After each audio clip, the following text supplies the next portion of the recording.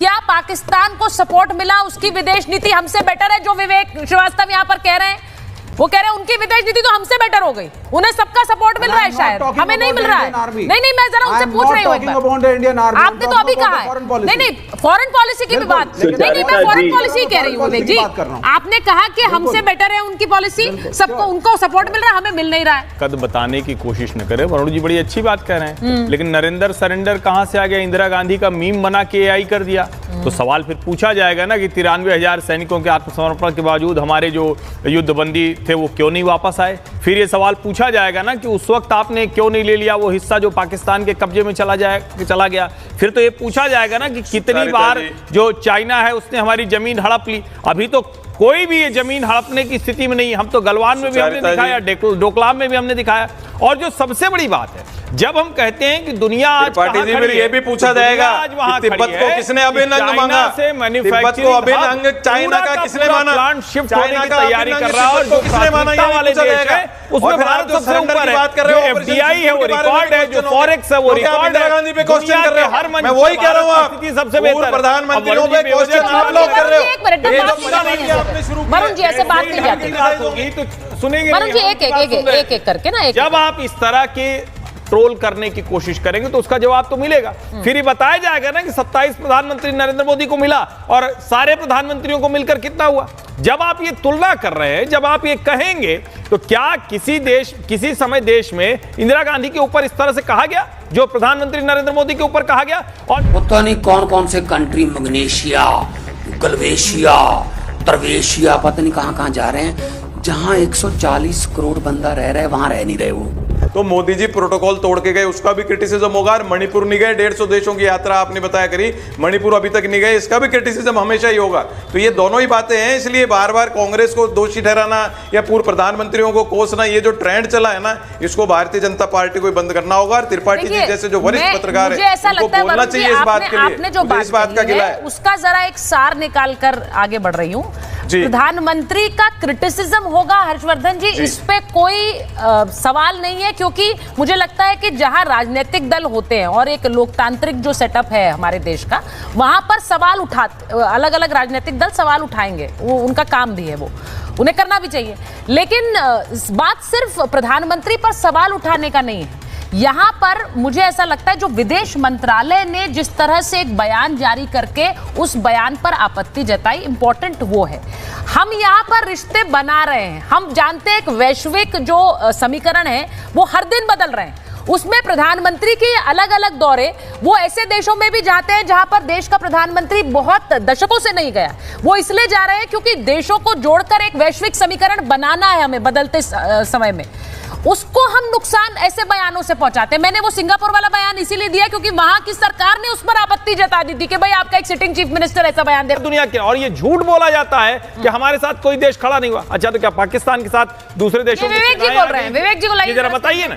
China को भी बाद में आकर कहना पड़ा। और जहां तक रही हथियारों की बात, तो हथियार तो हर देश दुनिया के दूसरे देशों से लेता है, कम से कम तथ्य सही बोलना चाहिए। विवेक जी आप कह रहे थे कोई देश हमारे साथ खड़ा नहीं। विवेक भाई आप तो देखिए, आपका तो चाइना से सीधा तार है, आपकी बात अलग है। चाइना के खिलाफ आपसे तो थोड़ा सा करता हूं, चाइना के खिलाफ नहीं बोलना है विवेक जी के सामने। तत्परता के साथ नहीं, चाइना के आगे नॉर्थ कोरिया को यहाँ पे कवर अप कर रहे हैं, आपको प्रणाम मिलना चाहिए, आपको पद्म विभूषण मिलना चाहिए। स्वस्थ प्रसन्न रहिए विवेक शास्त्री, आप ये बताइए, स्वस्थ प्रसन्न रहिए। अच्छा जी, सुनिए विवेक जी आपने ये कहा कि हमारे पास हमने ऑपरेशन सिंदूर कर लिया, मैं निवान पूरे कॉम्बिनेशंस हैं, ये समय पर बदलते हैं, उसके लिए भारत अपनी विदेश नीति को और प्रखर करने के लिए तो ये दौरे प्रधानमंत्री कर रहे हैं। विवेक जी हंस रहे थे, जरा विवेक जी को ले लीजिए। मुझे नहीं समझ आ रहा विवेक जी, आपको लग रहा है कि भारत को और वीकन करने के लिए, भारत की विदेश नीति और कमजोर करने के लिए ना वीकर नहीं, ये दौरे हो रहे हैं। कवर अप करते हैं, कवर अप ना करें। अगर मुल्क को ताकतवर बनाना है तो पहले अपनी कमियों को झांक करके तभी हम ताकतवर बनेंगे। ये गुडी गेम खेलने से हम बहुत अच्छे हैं, हम महान हैं, हम विश्वगुरु हैं। विवेक जी सत्य बोलते हैं, बाकी सब ये क्या तरीका है? विवेक श्रीवास्तव बोलेंगे तो सही है, बाकी सब कवर अप करते हैं। कमाल है, फैक्ट एक भी आपने पूरी डिबेट में नहीं बोला। किसी भी तथ्य को आप काटिए ना, क्या एफडीआई रिकॉर्ड में नहीं है? बताइए ना इसका जवाब, ये एफडीआई रिकॉर्ड है कि नहीं है? अब तक का रिकॉर्ड एफडीआई है भारत में या नहीं है? आप फॉरेक्स रिजर्व रिकॉर्ड है या नहीं है? दुनिया की बड़ी कंपनियां भारत आ रही या नहीं आ रही? ना कुछ नहीं, कुछ नहीं है, क्योंकि हमें डिबेट में यही कहना है 80 करोड़ लोगों को खाना खिलाना पड़ रहा है। कौन सी इकोनॉमी? अरे विवेक भाई, कौन सी इकोनॉमी? पैसा लेकर के कौन सी इकोनॉमी आप कह रहे हैं? चौथी बड़ी इकोनॉमी कौन सी इकोनॉमी कह रहे हैं आप? ये कह रहे हैं कि कौन सी इकोनॉमी? आप 5-10 भारतीय अर्थव्यवस्था की चर्चा, भारतीय अर्थव्यवस्था की चर्चा सर बकायदा कोर्स के जरिए दूसरी यूनिवर्सिटी में पढ़ाई जा रही है। आप ये कह रहे हैं कौन सी अर्थव्यवस्था? खाना खिलाते हो सर, आप बोल रहे हैं कौन सी अर्थव्यवस्था? बिल्कुल। आप हमारी जनसंख्या और बाकी देशों की जनसंख्या भी देखिए, लोगों को खाना खिलाते, हमारी जनसंख्या और बाकी देशों की जनसंख्या भी देखिए, उसके बावजूद कहां भारत पहुंचा है? बिजनेस हाउसेज और उनके परिवारों के हाथ में sir, there is no end to this. Modi साहब ये उसको प्रधानमंत्री जी के साथ जोड़ के दिखाना चाहते हैं कि ये देखिए प्रधानमंत्री जी के दुश्मन। हम प्रधानमंत्री जी के दुश्मन नहीं है। अब तो वो मोहन भागवत जी ने भी कह दिया 75 साल पर रूल एप्लीकेबल होना, जब तो प्रधानमंत्री हो सकता है चेंज हो जाए। हम ये कह रहे हैं कि जिसकी ड्यूटी है, अगर वो फेल हुआ है उसका क्रिटिसिज्म होगा। यही डेमोक्रेसी है। डेमोक्रेसी के अंदर सबसे इंपॉर्टेंट जनता होती है। जनता के ऊपर एक व्यक्ति विशेष इंपॉर्टेंट हमारे देश में कभी भी नहीं हो सकता।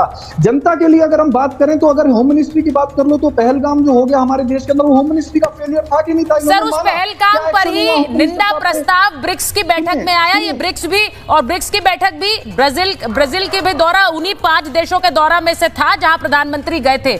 उसको ब्रिक्स समिट में लाना जिसमें चाइना भी शामिल है, ये अपने आप में उपलब्धि है। शायद आप उसे भाप नहीं पाए, समझ नहीं पाए, लेकिन मुझे लगता है इसे समझना चाहिए, क्योंकि एक जगह से रक्षा मंत्री एससीओ की बैठक से आ गए थे बिना हस्ताक्षर किए, क्योंकि वहां पर आतंकवाद पर बात नहीं हुई थी। लेकिन यहां ब्रिक्स में उसे बकायदा उसका मेंशन होना अपने आप में दिखाता है कि ये विदेश नीति के लिए ही एक बड़ा पड़ाव है। इसे क्यों नहीं समझ पाते हैं? चंद सेकंड के बाद चलते हैं वीडियो के बकिए हिस्से की तरफ। एक तरफ दुनिया पाकिस्तान की बहादुरी को सलाम कर रही है, दूसरी तरफ भारतीय आपस में ही लड़ पड़े। आइए आपको मजीद दिखाते हैं भारतीय मीडिया का रद्द अमल। वास्ते रखा तुसी सानू मारन वास्ते रखा, सानू भेडां बकरियां समझ रखा इन्होंने कि हुण तुसी पाकिस्तान नाल लड़ पो, हुण तुसी पाकिस्तान नाल ठीक हो जाओ, हुण तुसी फेर लड़ पो, हुण तुसी फेर ठीक हो जाओ। सानू मिलिटरी रेंट ते और साडे मुंडे ने मिलिटरी च, साडे मुंडे सानू रेंट ते देओगे, किसी होर मुल्क वास्ते भेजी सी मिलिटरी। मैं कहीं 7.5 करोड़ साडे कोल तां है नहीं। हाँ इन्ना कह मैं एमपी हैगा, 5 करोड़ रुपया साल का एमपी लैड मिलता है, 1.5 साल के मेरे पैसे कट लो जी, 7.5 करोड़ कट लो जी, की कर सकते जी? मैं कहा जनाबे अली राजनाथ जी तुसी मैनू ये दस दो कि पठानकोट थोड़ी आए सी अटैक करना, वो तो दिल्ली दे अटैक करना आए सी, पठानकोट तो असीं रोक के सी वो।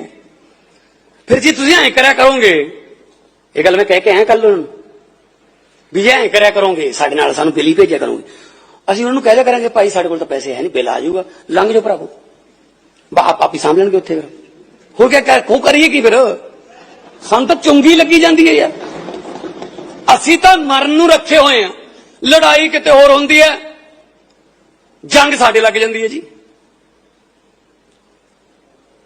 झगड़ा किते होर होंदा है, ड्रोन इत्थे जब मिसाइलां फाजिलका डिगी जांदियां रहिंदियां ने जी। पाकिस्तान झूठ पर झूठ बोल रहा है, भारत के खिलाफ दूसरे पड़ोसियों के साथ मिलकर साजिश कर रहा है। ऐसे में पाकिस्तान, चीन, बांग्लादेश, तुर्की, इन सब से निपटने के लिए भारत खुद को और मजबूत करेगा। मेरा ये मानना है कि इसमें खाली सेनाओं का सहयोग के साथ करने लगा है और शाही अंदाज में श्रीलंका के दौरे पर असीम मुनीर, मैंने आपको कल थोड़ा सा इसके बारे में बताया था, आज और अच्छे समझ लीजिए। खास चार्टर्ड प्लेन से श्रीलंका जाएंगे मुनीर, बाइक सवार गार्ड्स के साथ चलेंगे मुनीर और लग्जरी सिटी टूर और हेलीकॉप्टर की सवारी भी करने वाले हैं मुनीर। कटोरा छाप कंट्री में अपने नागरिकों को कटोरा पकड़ाकर वहां के फील्ड मार्शल अय्याशी करने श्रीलंका जा रहे हैं। नहीं, बिल्कुल अय्याशी करने श्रीलंका जा रहे हैं। और क्यों श्रीलंका जा रहे हैं मैं आपको आज ये भी बता दूं, ये बाद में खुलासा होगा, 1 महीने बाद हो सकता है या 2 महीने बाद। आज मैं बता दूं ये चाइना का पैगाम लेकर जा रहा है। ये चाइना, क्योंकि पाकिस्तान के पास कुछ है नहीं श्रीलंका को देने के लिए। पाकिस्तान भिखारी देश है, क्या लेगा और क्या देगा। ये चाइना का एक बहुत महंगा कुरियर बॉय है, ये चाइना का कुरियर लेकर जा रहा है आसिम मुनीर, और आसिम मुनीर पैसे खर्च करवा रहा है। दोस्तों, तिब्बत का मुद्दा भारत के गले की फांस बन गया है। भारत तिब्बत को चीन का अंग मानता आया है और उसके ऊपर कभी कोई गलत बयानी हुई भी नहीं है। और इस मुद्दे को लेके फिर जब खास तौर से आज चाइना की ओर से एक स्टेटमेंट आता है और उसमें चाइना ने जो शब्द यूज किए, मेरे ख्याल से डिप्लोमेसी की भाषा में इससे बुरे शब्द शायद पिछले कई सालों में यूज नहीं किए गए। मुझे कई बार बात समझ में नहीं आती कि अमेरिका को खुश करने के लिए हम चीन को क्यों नाराज कर रहे हैं। हमें जरूरत क्या पड़ी है? पॉलिसी है जिसके अंतर्गत वो भारत को न केवल वो चारों ओर से घेर रहा है, बल्कि यहां तक कहा जा सकता है कि भारत का जो उद्योग है उसके अंदर भी वो सारी की सारी जो अड़चने पैदा हो सकती थी वो भी पैदा कर रहा है। अगर आप यहां पर ये देखें कि ना केवल रेयर अर्थ की एक सप्लाई जो हमारे लिए परेशानी का कारण बन गया, और उसके अलावा फर्टिलाइजर्स भी हमारे रोक दिए गए, हमारे टनल्स की जो बोरिंग मशीनें होती हैं उसको भी रोक दिया गया है। इसके अलावा जो फॉक्सकॉन के द्वारा जो भारत में मोबाइल बनाने की जो फैक्ट्रियां हैं उसके अंदर मशीनरी और कलपुर्जे ना देके उसको भी रोकने की पूरी कोशिश की जा रही है। और साथ में मिलिटरली भी अगर देखा जाए तो एक ऐसा मुद्दा निकल कर आया है जो हमारे लिए काफी कष्टकारक है।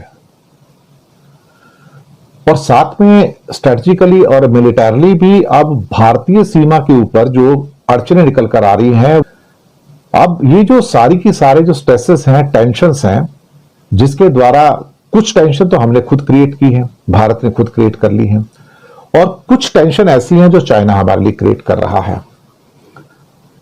मुझे ऐसा लगता है कि जैसे मैंने कल भी कहा था कि भारत अमेरिका के ट्रैप में फंस चुका है, और उस ट्रैप का एक कोना यहां से निकल कर आता है कि आप चीन का विरोध कीजिए।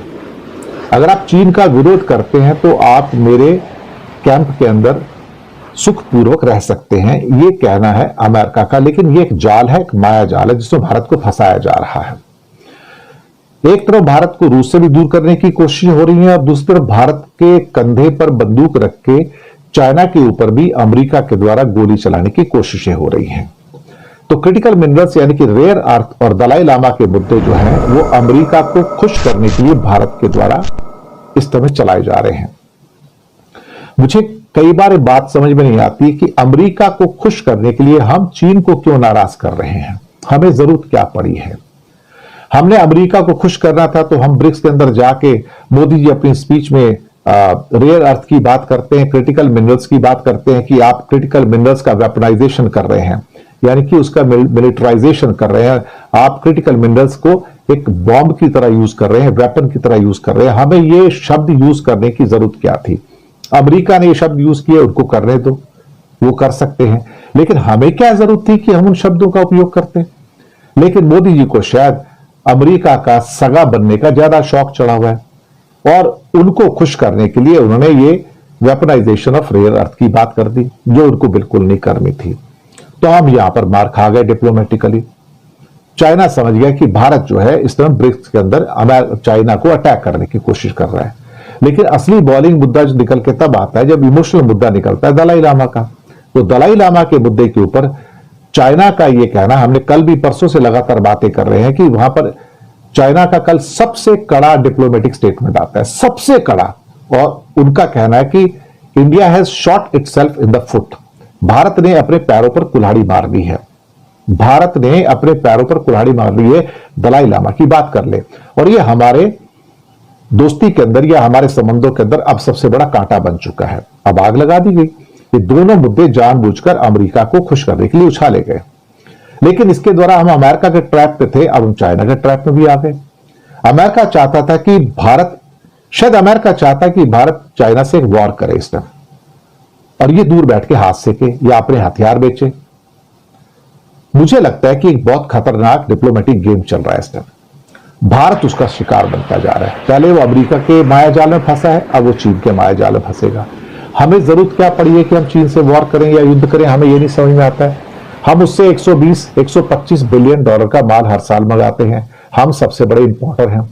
हमारा रेयर अर्थ वहां से आता है, हमारे स्पेशल फर्टिलाइजर्स वहां से आते हैं, हमारी बोरिंग की टनल की मशीनें वहां से आती हैं, हमारे फॉक्सकॉन के जो सारी मशीनरीज और एप्पल मोबाइल के पार्ट्स वहां से आते हैं। इसके अलावा जो हमारी सारी दवाइयां बनती हैं उसका 90% एपीआई रॉ मटेरियल 90% वो चाइना से आता है। हमारे सारे के सारे केमिकल्स और प्लास्टिक गुड्स वहां से आते हैं। हमारे इलेक्ट्रिकल और इलेक्ट्रॉनिक गुड्स वहां से आते हैं। हमारे जीपीयू या मदर बोर्ड्स वगैरह हैं, चिप्स वगैरह हैं, सेमीकंडक्टर, वो वहां से आते हैं। हम दुश्मनी मोल क्यों ले रहे हैं, मुझे समझ में नहीं आ रहा है, और हमें क्या जरूरत पड़ी है, और क्यों हम आखिरकार मोदी जी ने अपने ही एक मुख्यमंत्री को परमिशन दे दी कि भाई आप चाइना के खिलाफ विश्वमन कर सकते हैं। उनको क्या जरूरत पड़ी थी ये बोलने की भाई कि अरुणाचल प्रदेश की सीमा जो है वो तिब्बत के साथ लगती है और चीन के साथ नहीं लगती। ये तो बड़ा प्रोवोकेटिव स्टेटमेंट हो गया, और इसको अब अड़चन बना के बैठ गया कि दलाई लामा के ऊपर तुम्हारे लोग अपने पैरों पे खुद कुल्हाड़ी मार रहे हैं, you are shooting yourself on the foot. ये शब्द यूज किए गए चाइना के द्वारा। मुझे लगता है कि मोदी जी इसमें खुश हो रहे होंगे। अब आग बुझाने के लिए उन्होंने जयशंकर को बीजिंग में भेज दिया है। अब जी बीजिंग गए तब उनकी मुलाकात वहां पे वांग यी से होगी और कुछ और लोगों से होगी। और ये पहली बार ऐसा हुआ है कि वो 2020 में जब गलवान हुआ था उसके बाद तो पहली बार गए हैं वहां पर, और वहां पर उनकी मुलाकात भी होगी। और वहां के चाइनीज जो वाइस प्रेसिडेंट है हान झैंग, उनके साथ भी उनकी मुलाकात है। और वहां जाके तो अपना फोटो खिंचा रहे हैं, लेकिन फोटो खिंचाने से क्या होता है, चेहरे पर जो चिंता की रेखाएं हैं वो तो बड़ी साफ साफ खिंची हुई हैं। इसमें तो कोई संदेह वाली बात ही नहीं रह गई है। अब मैं ये समझ के चलता हूं कि भारत अमेरिका के जाल में तो फंस चुका है। से औकात की आवाज़ें आना शुरू हो चुकी हैं। ये औकात की सदाएं तब से बुलंद हुई हैं जब से पाकिस्तान के एक रिटायर्ड एयर कॉमोडोर ने एक इंटरव्यू दिया है पाकिस्तानी मीडिया चैनल पर, और उसमें उन्होंने ये कहा है कि J-35 की तरफ अब पाकिस्तान अगर ना गया तो हम चाइना से J-20 भी डिमांड कर सकते हैं। ये एक वो नैरेटिव है जिसको लेकर इंडियन मीडिया पर रिपोर्टिंग हो रही है, और ये क्लेम किया जा रहा है कि J-35 तो ऑपरेशनल भी नहीं है, और J-35 चूँकि ऑपरेशनल नहीं है तो पाकिस्तान के पास कोई चॉइस नहीं है, और चाइना पाकिस्तान को J-20 तो देने नहीं वाला। तो इस कॉन्टेक्स्ट में इंडिया जो स्टेल्थ एयरक्राफ्ट लेगा वो पाकिस्तान के खिलाफ ज़्यादा कारगर रहेंगी और पाकिस्तान एक सिटिंग डक बन जाएगा। लेकिन इसकी रियलिटी क्या है, क्योंकि जब आप चीज़ों को इन डेप्थ समझेंगे, कॉन्टेक्स्ट के साथ समझेंगे, और बात असल में हुई क्या है उसका पूरा डिस्कोर्स समझेंगे तो आपको समझ आएगी। पाकिस्तान और चाइना के अलायंस को लेकर भी आज अहम चीज़ें हम डिस्कस करने वाले हैं।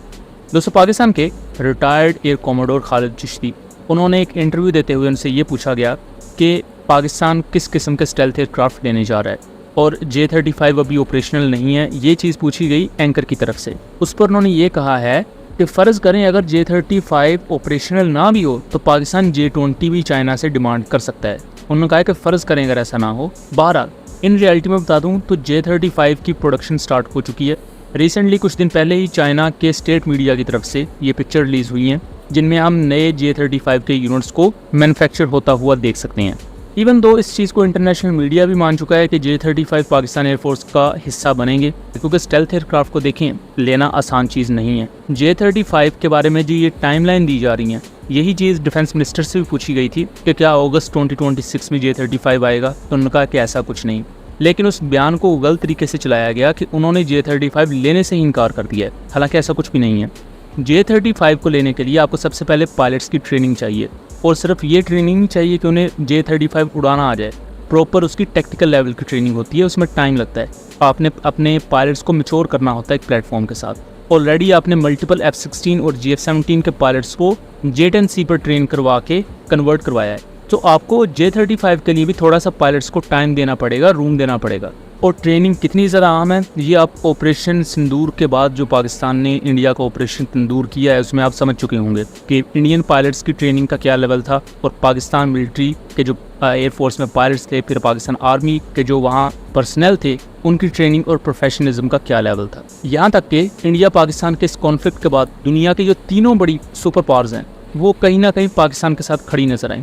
सबसे पहले अगर हम अमेरिका की बात कर लें तो अमेरिका ने सीज फायर करवाया, जो कि पाकिस्तान की पॉलिसीज़ को सपोर्ट करता है। मींस कि पाकिस्तान ये कहता है कि कश्मीर के मसले में थर्ड पार्टी होनी चाहिए। अब अगर अमेरिका उसमें कूदा है तो कल को चाइना के आने के चांसेस बढ़ चुके हैं, और पाकिस्तान ऑफिशियली अब ये कह रहा है कि चाइना भी कश्मीर के मामले में स्टेक होल्डर है, जो कि पाकिस्तान की पॉलिसीज़ को लेकर बिल्कुल सही चीज़ है। इंडिया ये चीज़ नहीं चाहता, और यही वजह है कि इंडिया अमेरिका की इस सीज फायर पर तनकीद भी बर्दाश्त कर रहा है अपने मुल्क में। दूसरी तरफ चाइना है जो कि खुल के ये बात कह चुका है पूरी दुनिया को कि पाकिस्तान की सोवरेनिटी को वो अपनी सोवरेनिटी की तरह देखते हैं, और पाकिस्तान अगर उनका स्ट्रेटजिक अलाय है तो उसकी हर तरह की चाइना मदद करेगा। और रिसेंटली रशिया के डिप्टी प्राइम मिनिस्टर ने ये ऐलान किया है कि पाकिस्तान रूस का एक नेचुरल अलाय है, यानी कि फितरी तौर पर इत्तेहादी है, और ये चीज़ इंडिया को हजम नहीं हो रही। दूसरी तरफ इंडियन मीडिया पर इंडिया के अपने लोगों का बेतबार नहीं रहा तो दुनिया का क्या रहेगा। अब इसी वजह से मुख्तलिफ़ किस्म की स्टोरीज़ वहाँ बनाई जा रही हैं जिनसे उन्हें कोई फ़ायदा भी नहीं हो रहा, क्योंकि उनके अपने लोग भी इन पर यकीन नहीं कर रहे। J-35 ही पाकिस्तान एयरफोर्स लेगी, बट इसकी जो टाइमलाइन सोशल मीडिया पर डिस्कस कर दी जाती है, अक्सर औक़ात मुख्तलिफ़ पोस्टर्स की तरफ से इसकी अपडेट्स भी आ जाती हैं कि ये 2026 में आएगा, 2028 में आएगा। हम आपको कैटेगोरिकली चीज़ बता दें कि इसकी टाइमलाइन को एग्जैक्ट हम नहीं बता सकते, क्योंकि यहाँ मल्टीपल चीज़ें हैं। पायलट्स की ट्रेनिंग है, पाकिस्तान की जंग में ऐसी जीत इंडिया से कि अब भारतीय मीडिया आपस में लग गए हैं। अगर मज़ीद इस तरह की रिएक्शन वीडियो आपने देखनी है तो हमारे चैनल को सब्सक्राइब कर लें। वीडियो पसंद आई हो तो वीडियो को भी लाइक कर लें और दोस्तों के साथ शेयर भी ज़रूर कर लें। आज के लिए इतना ही, मिलते हैं इंशाल्लाह नेक्स्ट वीडियो में। अल्लाह नेगबान।